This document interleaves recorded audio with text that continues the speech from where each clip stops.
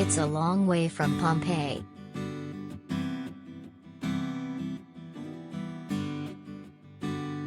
Nearly a decade ago, Bastille stormed the pop charts with a chant-filled hit inspired by the Italian town buried under the dust and rubble of the Mount Vesuvius eruption in AD 79.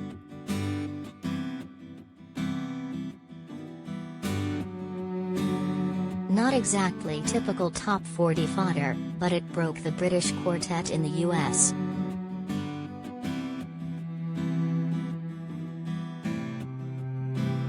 The Grammy-nominated indie pop band made of singer-slash-keyboardist Dan Smith, bassist-slash-keyboardist Kyle Simmons, drummer Chris Wood and guitarist-slash-bassist Will Farquarson returned to the charts in 2018 with the springy pop EDM sounds of Happier, with Marshmello. But in ensuing years they mostly conquered the European charts.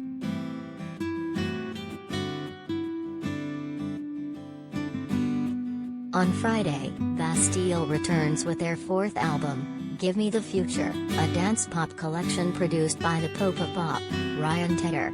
The band's love of science fiction is thickly embedded, as is society's obsession with technology.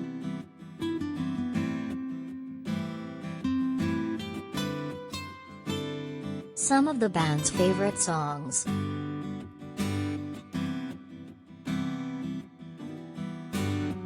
But dystopian themes aside, songs such as Shut Off the Lights, with dustings of Paul Simon's Graceland and Lionel Richie's All Night Long, and the swooping Thelma plus Louise, indeed a tribute to the iconic film duo, bounce with lightness that belies their reflective lyrics.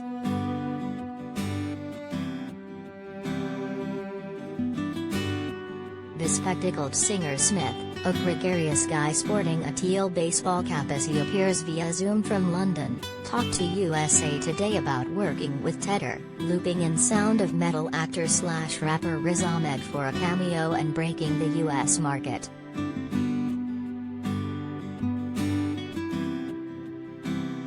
Dan Smith, the future doesn't always feel shiny and bright. We're living through the effects of climate change, and that's obviously really horrifying to watch, and there are so many people out there working night and day in science and activism to hopefully steer the ship more positively. We're fully immersed in technology in every corner of our lives. It feels like we're living in a slightly warped science fiction episode after the last 2 years. The album is a response to that.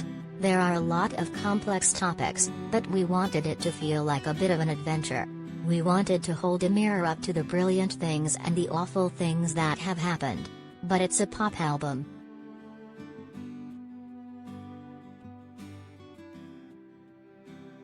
Smith, cultural touchstones. I think from 2001, A Space Odyssey to Brazil to Blade Runner. Margaret Atwood novels. She's written so many incredible versions of dystopias. AI, Minority Report and The Matrix, as well in terms of reality and constructing versions of realities. Musically, we looked at the 80s into the 2000s. We do early 90s with the song, Thelma plus Louise, this feminist classic of two women rejecting the lives they're saddled with and just being two friends driving away from it all, the open-top car, open highway, driving off the cliff in escape and liberation. I've always been super preoccupied with pop culture. I have a huge love of David Lynch. I guess I grew up more passionate about film than music. Songs were something I wrote just for myself, not as a career. I wanted to be a film journalist and studied English in college and got distracted by the band.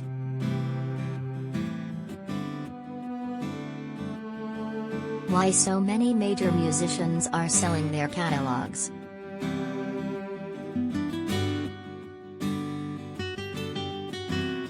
Smith, that's expletive, insane.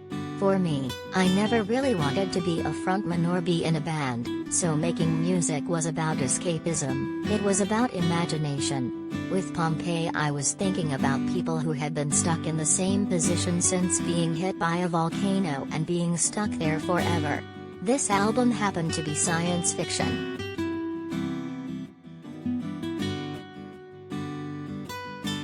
Smith, he was a great extra air. For example, No Bad Days is a dark, sad song about my aunt who had passed away with terminal cancer. Where she lived in Australia, they had legalized assisted dying, and that was hugely impactful for her to have agency over her life again. I was in awe of the decision she made.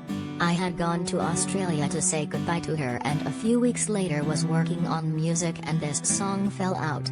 Ryan heard it and it was sparse and no one in the band would have considered it a single. But he said, "There's something special there." So we put some focus on it in a way we might not have done otherwise.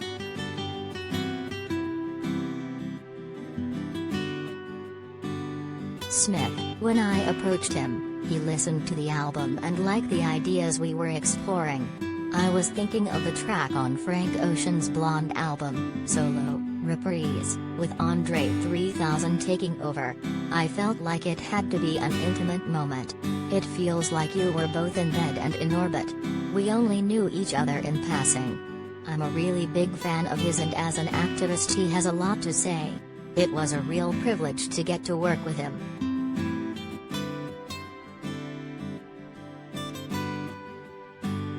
Smith, as a band we sometimes have these moments that are really mainstream, but the vast majority of what we do isn't. I think what we try to do is a bit different and unique, and sometimes that's what people want to hear and sometimes it's not. In the US, genre radio allows us to have a home on alternative. If it crosses over, that's awesome, but we don't expect it to, and we don't make music for that, obviously. When something does connect in America, it can permeate so deeply. Because we have a couple of songs people know, there might be an assumption that we're like that entirely. But we like to challenge people's expectations and be a bit weird.